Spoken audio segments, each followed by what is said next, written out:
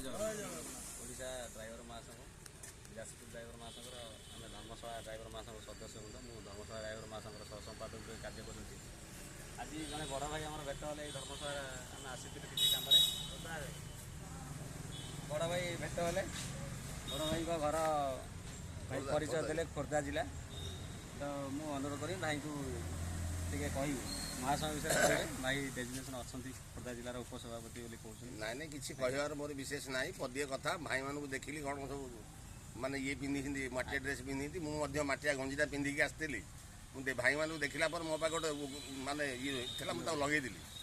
ଲଗେଇ ଭାଇଙ୍କି ଆସିକି ପରିଚୟ ଦେବାରୁ କ'ଣ ଅଛି ପଚାରିଲେ ମୁଁ କହିଲି ଖୋର୍ଦ୍ଧା ଜିଲ୍ଲାର ଉପସଭାପତି ନୂଆ ହେଇକି ବର୍ତ୍ତମାନ ଅଛି। ସେ ଜଟଣୀ ବ୍ଲକର ସଭାପତି ଥିଲେ, ବର୍ତ୍ତମାନ ଚେଞ୍ଜ ହେଇକି ଖୋର୍ଦ୍ଧା ଜିଲ୍ଲାକୁ ଉପସଭାପତି ଅଛି।